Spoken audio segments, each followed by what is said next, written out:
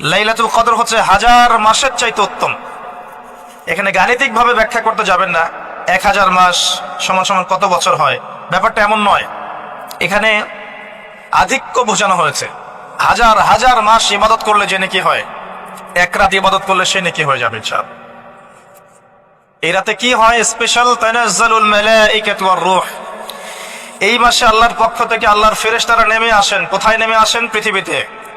তাদের সর্দার হিসেবে থাকেন জিবরাইল আলাইহিস সালাম। তানাজ্জালুল মালাইকাতু ওয়ার রূহু ফিহা বিইذনি রাব্বিহিম। আল্লাহর রবের আদেশে তারা এই কাজটা করেন। মিন কুল্লি আমর, প্রত্যেকটা বিষয়ের ফয়সালা হয় এই রাতে। আপনার আমার তাকদীর লেখা হয়েছে আসমান জমিন সৃষ্টির 50,000 বছর আগে। আপনার আমার তাকদীর লেখা হয়েছে আসমান জমিন সৃষ্টির 50,000 বছর আগে। আল্লাহ পাক সমস্ত সৃষ্টির তাকদীর লিখেছেন প্রথম দফায়। দ্বিতীয় দফায় তাকদীর লেখা হয়েছে যখন আমার আপনার রূহ আমাদের মায়ের গর্ভে ছিল 4 মাস 10 দিন বয়স। ওই সময় আল্লাহর পক্ষ থেকে ফেরেশতা আসেন, এসে লিখে দেন তার হায়াত, তার রিজিক, সে সৌভাগ্যবান না দুর্ভাগ্যবান। এরপর রূহটাকে ফুঁকে দেন, বাচ্চা নড়াচড়া শুরু করে। এর আগ পর্যন্ত পেটের মধ্যে বাচ্চা নড়াচড়া করে না। যখন রূহটা ফুঁকে দেওয়া হয় তারপর থেকে বাচ্চা নড়াচড়া শুরু করে। দ্বিতীয় দফায় তাকদীর লেখা হয়।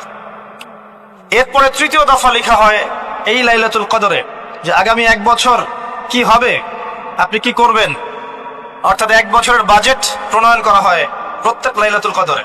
তানাজ্জালুল মালাইকাতু ওয়ার রূহ ফিহা বিইذনি রাব্বিহিম মিন কুল্লি আমর। এই রাতের আরেকটা বৈশিষ্ট্য হচ্ছে সালামুন হিয়া হাত্তা মাতলাইল ফজর।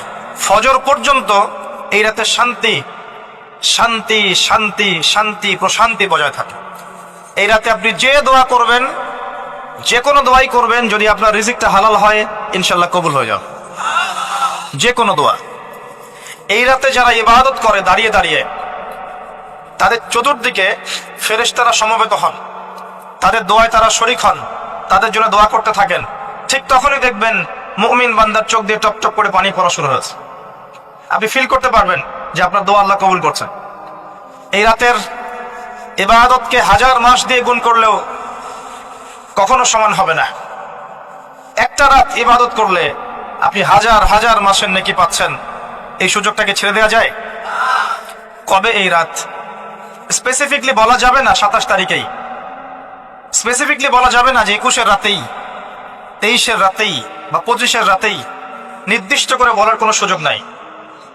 নবী সাল্লাল্লাহু আলাইহি ওয়াসাল্লাম লাইলাতুল কদর পেয়েছেন এবং ওই রাতে বৃষ্টি হচ্ছিল।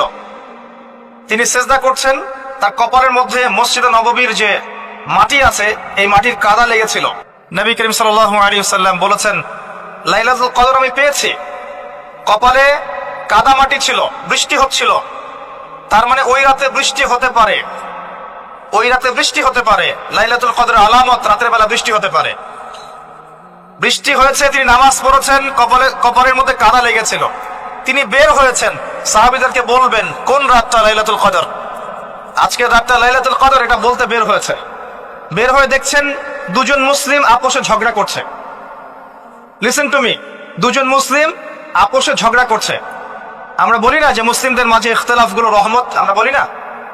দুজন মুসলিম আপোষে ঝগড়া করছে। এই কাজটার কারণে আল্লাহ রাব্বুল আলামিন নবী সাল্লাল্লাহু আলাইহি ওয়াসাল্লামের হৃদয় থেকে এই কথাটাকে তুলে নিলেন। তিনি আর বললেন না এক্স্যাক্টলি কোন রাতে লাইলাতুল কদর ছিল, তিনি বলতেই বেরিয়েছিলেন যে কোন রাতে লাইলাতুল কদর ছিল। আমাদের ইখতিলাফের কারণে আমরা সেই নির্দিষ্ট রাতটাকে হারিয়ে ফেলেছি। তবে এর মধ্যেই খায়র আছে, এর মধ্যেই কল্যাণ আছে। আরবিতে একটা প্রবাদ আছে, কুল্লু শার ইউজাদু ফিহিল খায়র। প্রত্যেকটা অকল্যাণের পিছনেই কোনো না কোনো কল্যাণ আছে। নির্দিষ্ট করে বলে দিলে আমরা বাকি রাতগুলো জাগতাম না। নবী সাল্লাল্লাহু আলাইহি ওয়াসাল্লাম এখন বললেন যে আমাকে ভুলিয়ে দেওয়া হয়েছে কোন রাত, তোমাদের ঝগড়ার কারণে। অতএব তোমরা শেষ দশকের বিজোড় রাতগুলোকে তালাশ করো। শেষ দশকের বিজোড় রাত বলতে 21-এর রাত, 23-এর রাত, 25, 27, 29, এই 5টা রাতের যে কোনো একটা লাইলাতুল কদর। এই রাতে ইবাদত করলে এত নেকি হচ্ছে, কারণটা কি? রাত আর দিন কি ডিফারেন্ট কিছু? প্রত্যেক রাতেই কিন্তু আল্লাহ পাক প্রথম আসমানে নেমে আসেন। প্রত্যেক রাতে, শুধু শবে বরাতের রাতে নয়, শুধু নিসফে শাবানের রাতে নয়, কিন্তু প্রত্যেক রাতেই আল্লাহ পাক প্রথম আসমানে নেমে আসেন। তিনি কিভাবে নেমে আসেন এটা ব্যাখ্যা করার দরকার নেই আমাদের। আল্লাহ পাক বলেছেন নেমে আসি, বাস আসি। কারণ সবকিছু আমরা যুক্তি, বিজ্ঞান, দর্শন দিয়ে প্রমাণ করতে পারবো না। পারবো? আল্লাহ নেমে আসেন, ব্যাস নেমে আসেন। নেমে এসে আল্লাহ পাক কি বলেন? আল্লাহ পাক তিনটা কথা বলেন। রাতের শেষ অংশ, রাতকে ভাগ করেন। যদি 6টার সময় রাত শুরু হয়, রাত কিন্তু রাত 12টায় শুরু হয় না, সূর্য ডুবে গেলেই রাত শুরু হয়, এটাই ইসলাম। এখন 6টা থেকে আপনি এই 5টা পর্যন্ত সময়টাকে 3 ভাগে ভাগ করেন। শেষের অংশ ধরে নেন যে 1টা থেকে 5টা, কথার কথা আমি এস্টিমেট করলাম, এই সময়টুকুতে আল্লাহ রাব্বুল আলামিন কাছে নেমে আসে প্রথম আসমানে, অর্থাৎ তার রহমত নিকটবর্তী হয় এবং তিনি আহ্বান করতে থাকেন 3টা জিনিস। 1, কে আছো? আমার কাছে কিছু চাইবে, যা চাইবে আমি তাই দিব। 2, কে আছো? আমার কাছে ক্ষমা চাইবে, আমি তোমাকে মাফ করে দেব। 3, কে আছো? কে আছো আমাকে ডাকবে, আমি তোমার ডাকে সাড়া দেব।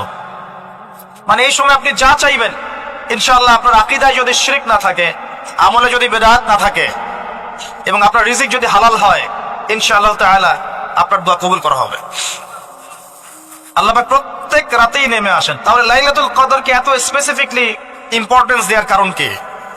একটাই কারণ, মনে রাখবেন, লাইলাতুল কদরকে মর্যাদা মণ্ডিত করার এবং রমাদান মাসকে শ্রেষ্ঠ মাস মর্যাদা মণ্ডিত করার একটা কারণ, only one reason behind it, সেটা হচ্ছে এই মাসে এবং এই রাতে আল কোরআন নাজিল হয়েছে। কথা কি বুঝতে পারছেন? কোরআন নাজিলের কারণেই এই মাসটা মহামান্বিত, কোরআন নাজিলের কারণেই এই রাতটা সম্মানিত।